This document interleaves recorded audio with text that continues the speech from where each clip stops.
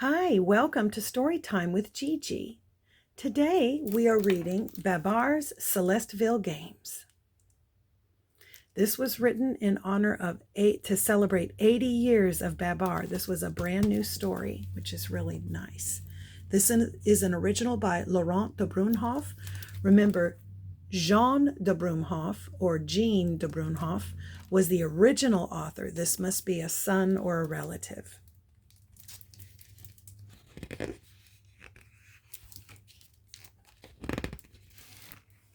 And Celestville Games, I would imagine, is supposed to be like our Olympics. Books for young readers.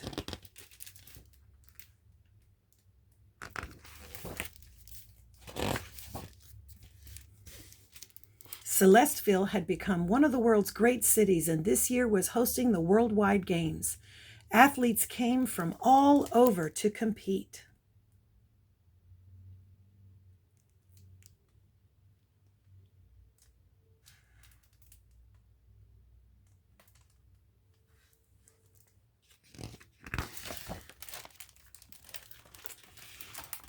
Babar's children, now grown up, went to see the warm-ups and practices.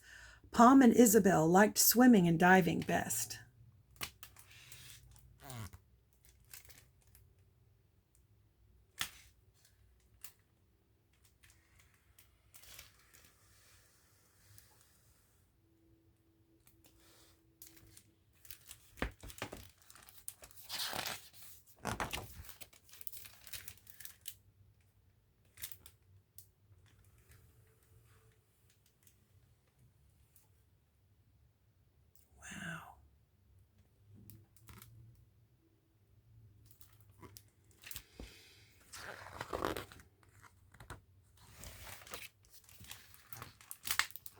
Flora and Alexander liked the track and field events.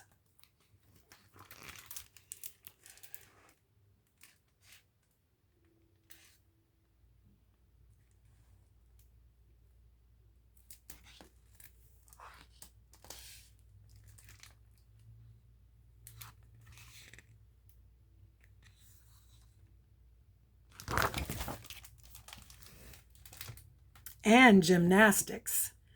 Who would have thought that hippos were almost as good at the high bars as elephants?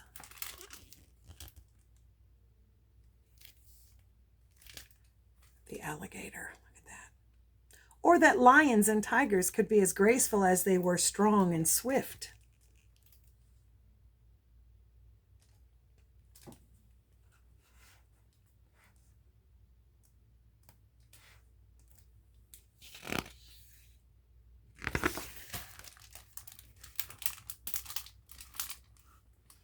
Flora especially liked to watch the pole vaulter from Mirza.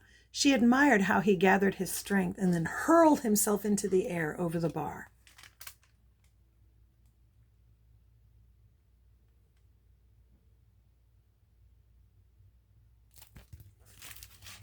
Every day, Flora went to his practices, and one day even brought her mother Celeste. "Don't you think he's handsome?" Flora asked. "Well," replied Celeste, "he is Mirzi, and the Mirzis have small ears." "I think his ears are cute," said Flora firmly.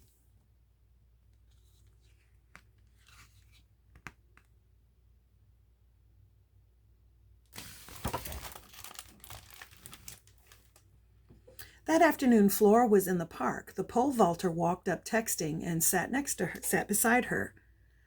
When he was finished, he noticed her and said, "It's you." "It's you," replied Flora. "I've seen you jump. I've seen you in the stands." "You saw me with all those people?" "You shine like a star," he said. "Will you tell me your name?" "Mine is Coriander, Cory for short." "Coriander, that's a nice name. Mine is Flora." "Flora, beautiful as a flower, shining like a star."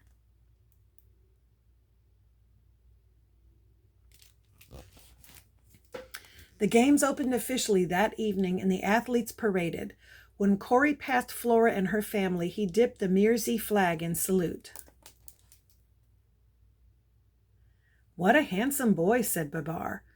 Mom thinks his ears are too small, said Flora. Well, said Celeste, he is Mearsy, and the Mearsies have small ears, but I'm getting used to them, dear.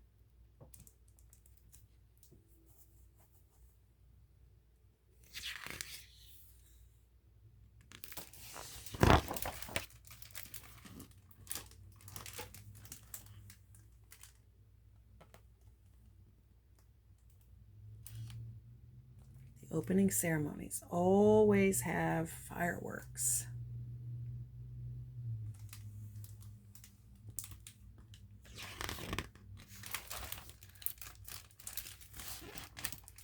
The next day, Flora watched gymnastics, diving, and a bicycle race, but the thought of Corey wrapped itself around everything she saw.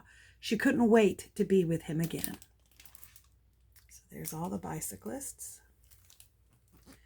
Corey, too, kept thinking about Flora. He said to himself, I must do well for my country, but I also want to do well for Flora. Whenever he could get away, Corey took Flora for walks in the park. They talked for hours about what they had done in the past and what they would do in the future. I want to be a doctor, said Corey. I want to be an artist, said Flora.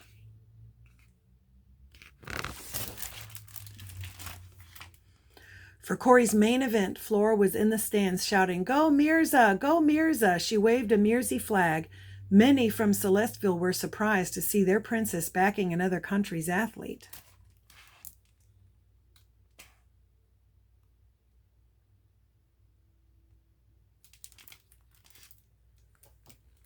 Is this okay? Celeste asked Babar. Should the princess of Celestville cheer for another country? I think it is love, said Babar. And I think it will be good for all of us.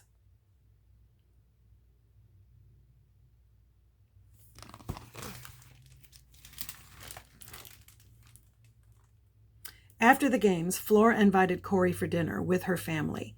She was so nervous that she made the cooks nervous too. One of them dropped a chicken in the cake batter. Flora set the table with the knives on the left and the forks on the right. This is going to be a disaster, she cried. Don't be silly, her mother replied. Remember, Corey will be as nervous as you. You must put him at ease.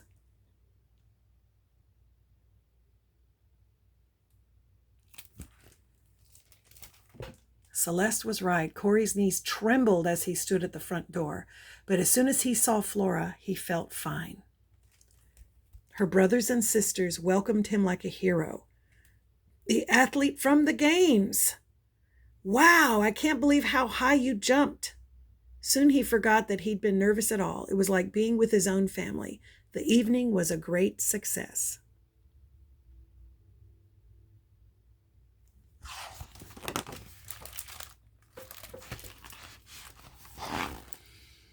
On Sunday, Flora and Corey went for a picnic. After eating, they lay on their backs, looking at the sky.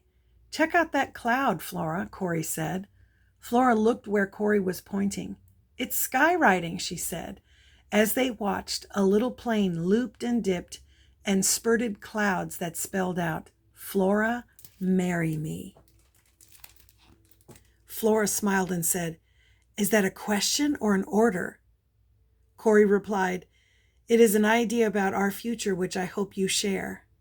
I do share it, Flora said, and I will marry you.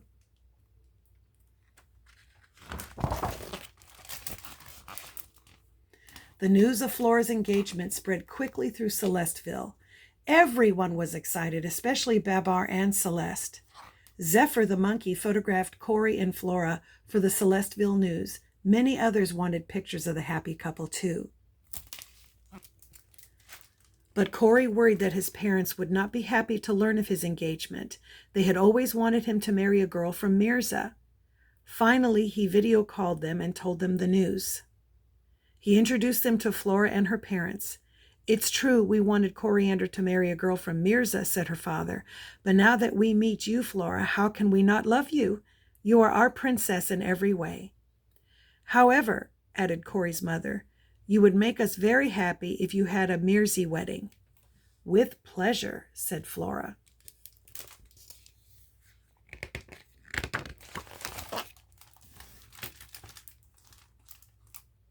The people of Celestville all tried to contribute to Flora's wedding. Some helped sew the Mersey robes and dresses. Others prepared food or music. Still others picked flowers for garlands and gathered petals to throw in the air. Everyone was invited.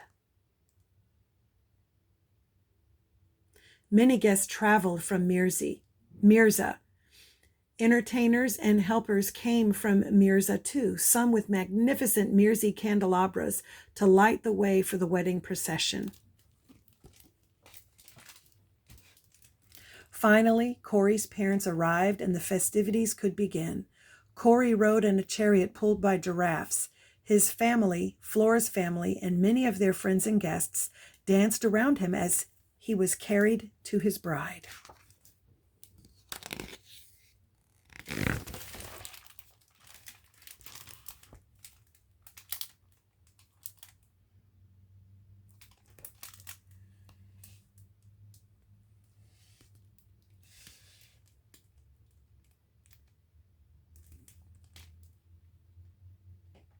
There's Flora, Babar, and Celeste, and everyone else.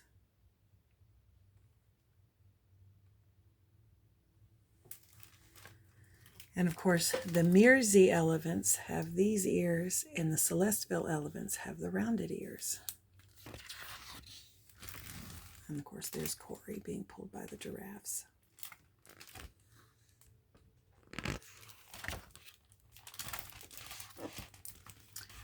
Flora waited for him on a stage, dressed in red, the color worn by Mersey brides. Corey threw a garland of flowers over her head, and she did the same to him.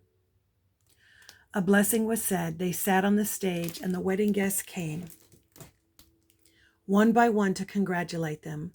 Flora and Corey sat there for hours because everyone wanted to wish them well.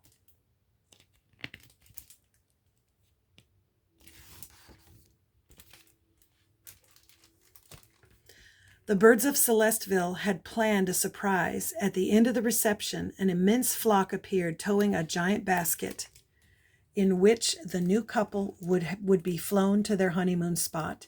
After hugging their families goodbye, Flora and Corey climbed into the basket and were transported in style and comfort. Look at all the beautiful birds. It's like every color of the rainbow.